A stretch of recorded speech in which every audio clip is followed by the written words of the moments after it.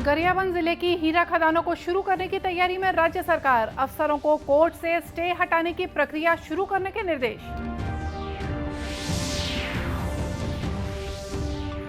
एक साल में 1 लाख करोड़ रुपए से ज्यादा का लेन देन शासकीय खरीदी के लिए फायदेमंद साबित हो रहा है जैम पोर्टल।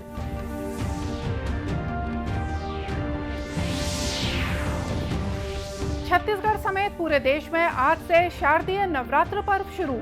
पहले दिन ही देवी मंदिरों में उमड़ी भक्तों की भीड़।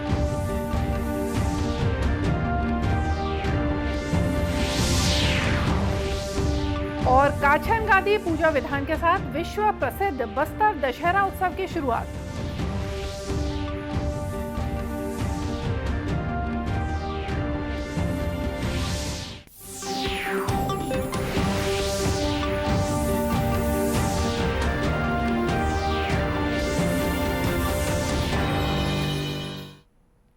नमस्कार, आप देख रहे हैं दूरदर्शन समाचार। मैं हूं मोनिका शर्मा और आइए अब देखते हैं समाचार विस्तार से। छत्तीसगढ़ सरकार ने गरियाबंद जिले की हीरा खदानों को शुरू करने की तैयारी कर दी है। मुख्यमंत्री भूपेश बघेल ने अधिकारियों से कहा है कि हीरा खदान में न्यायालय द्वारा लगाए गए स्टे ऑर्डर को वापस लेने के लिए आवश्यक कार्रवाई सुनिश्चित करें, ताकि वहां के हीरा खदान विधिवत रूप से संचालित करने के लिए आवश्यक प्रक्रिया की जा सके।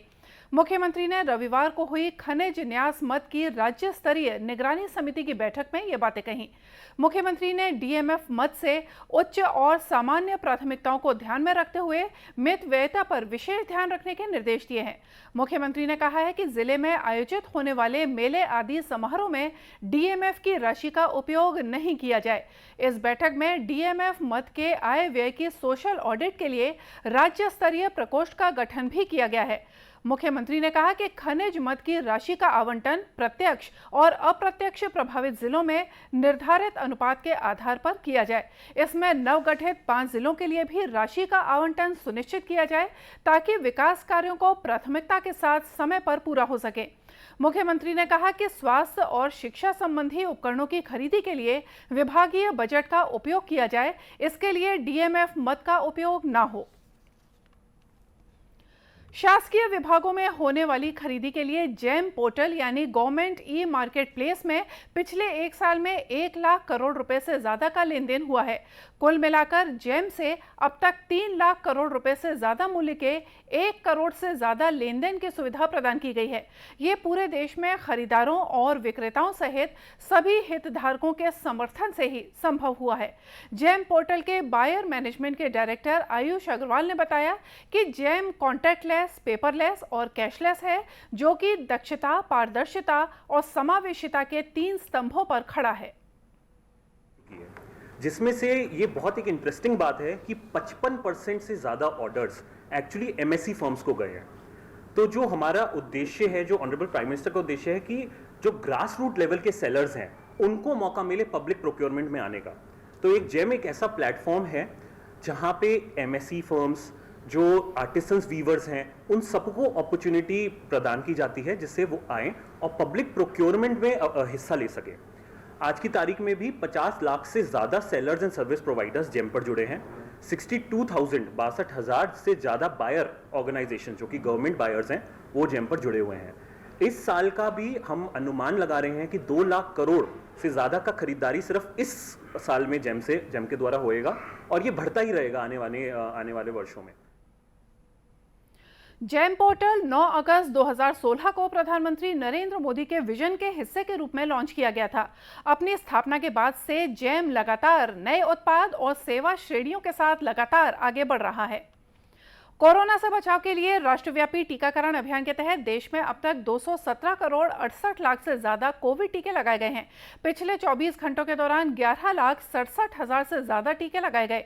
इसी दौरान करीब 5,000 मरीज ठीक हुए।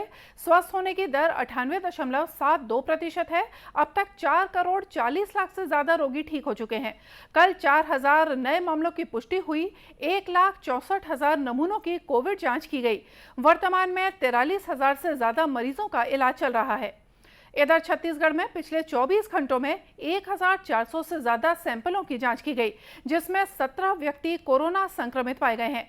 इस तरह प्रदेश की औसत पॉजिटिविटी दर 1.21% हो गई है। प्रदेश के 10 जिलों में कोरोना के नए मरीज मिले हैं, जबकि शेष अन्य जिलों में कोरोना का कोई भी नया मामला सामने नहीं आया है।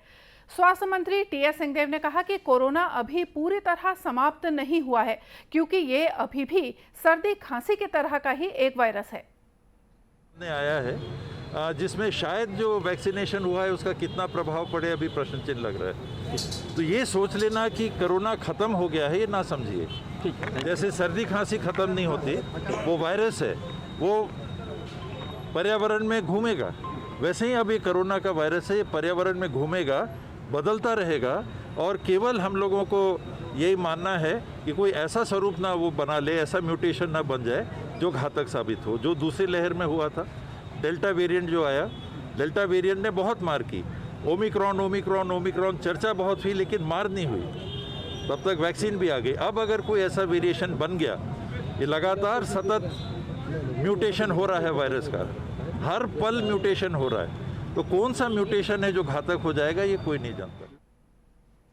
कोरोना से बचाव के लिए प्रदेश में भी वैक्सीन के दूसरे और बूस्टर डोज के लिए लोगों को प्रेरित करने के लिए सभी जिला कलेक्टरों को राज्य शासन की ओर से चिट्ठी भेजी गई है।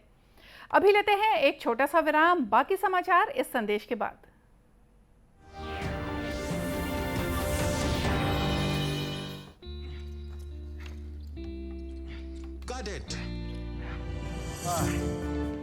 सोचिए, अगर असल जिंदगी में ऐसी हालत हो तो कितनी मुश्किलें होती हैं, लेकिन शुक्र है बैंकिंग के लिए नहीं। अगर आपकी उम्र 70 साल से अधिक हो या आप दिव्यांग हो, तो बैंक आपको कुछ जरूरी बैंकिंग सुविधाएं घर बैठे बैठे दे सकता है। आरबीआई कहता है, जानकार बनिए, सतर्क रहिए। जल्दी करो यार, प्लीज जल्दी। दूसरा कोई मैच है क्या? ऐसा ही कुछ है यार, बैंक जाना है दादाजी को लेके। हाँ यार, उम्र होने पर कभी कभी मदद तो लगती है, पर बैंकिंग में नहीं। वैसे भी आरबीआई कहता है सीनियर सिटीजन सबसे पहले। अगर आप 70 साल से ऊपर हैं और आप बैंक नहीं जा सकते, तो बैंक आएगा आपके पास जरूरी सेवाएं लेकर, वो भी वाजिब दरों पर। सीनियर सबसे पहले। आरबीआई कहता है, जानकार बनिए, सतर्क रहिए।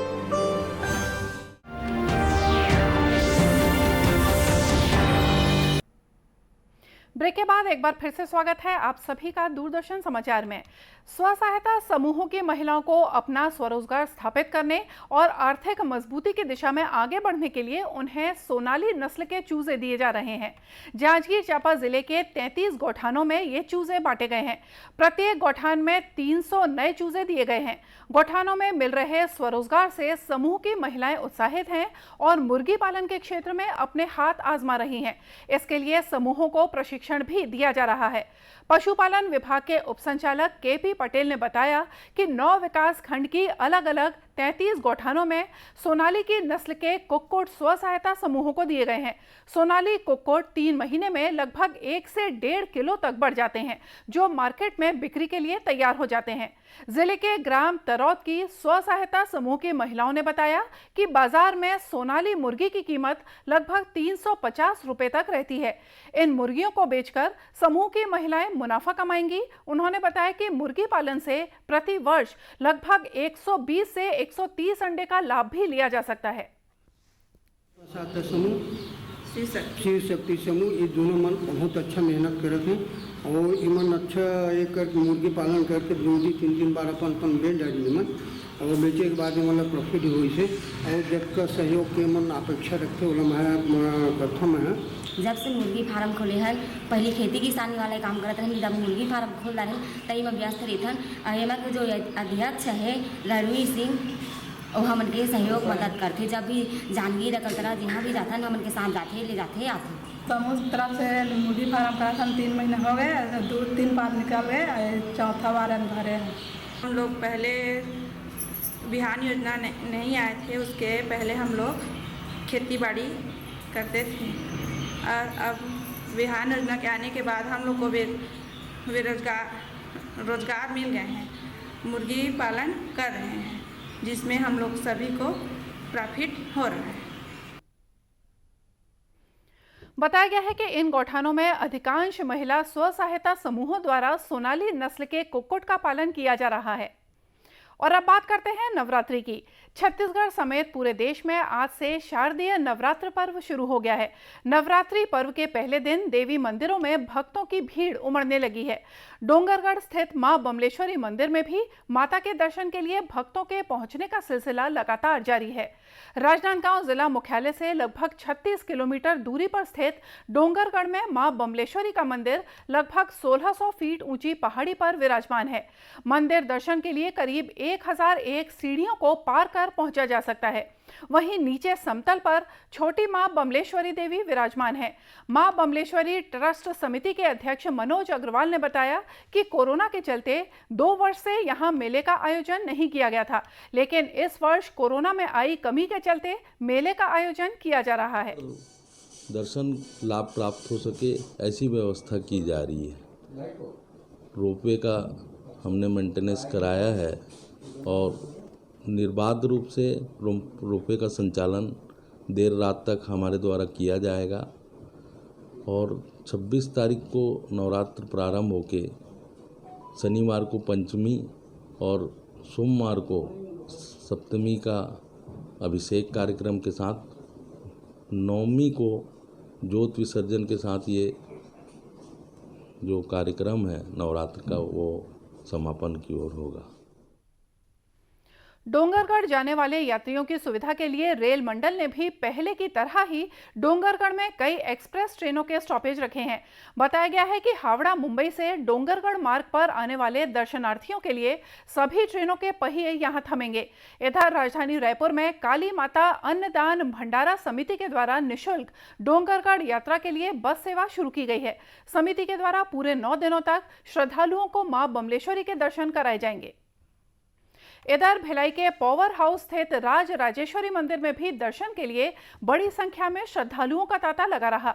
मंदिर के पुजारी पंडित अजायब लाल द्विवेदी ने बताया कि नवरात्र के दौरान देवी के 9 रूपों की पूजा करने से भक्तों की सभी तरह की कामनाएं पूरी होती हैं और 9 ग्रहों के दोष दूर होते हैं।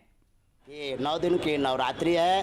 भक्तजन की मनसा वाचा कर्मणा दैहिक दैविक पूरी मनोकामना पूरी होती है। जगदम्बा के कृपा से जितनी विघ्न बाधाएं होती हैं, नवग्रहों की दुर्गतियां होती हैं, वो सब शांत हो जाती हैं। भक्तों को मनोकामना पूर्ण होती है। 9 दिनों तक चलने वाले इस पर्व को लेकर मंदिरों और दुर्गोत्सव समितियों द्वारा व्यापक इंतजाम किए गए हैं। मंदिरों में मनोकामना ज्योति कलश भी स्थापित किए गए हैं। इधर विश्व प्रसिद्ध बस्तर दशहरा उत्सव की शुरुआत रविवार शाम को काछन गादी पूजा विधान के साथ हो गई। इसके बाद कांटे के झूले में झूलने वाली कंटक जयी काछन देवी ने बस्तर राजा को दशहरा मनाने की अनुमति प्रदान की। सैकड़ों लोग इस पूजा विधान के साक्षी बने। अश्विन माह की अमावस्या के दिन काछन गादी पूजा की गई। इसके लिए राजा अथवा राजा का प्रतिनिधि संध्या के समय धूमधाम से जुलूस लेकर देवी के मंदिर पहुंचे।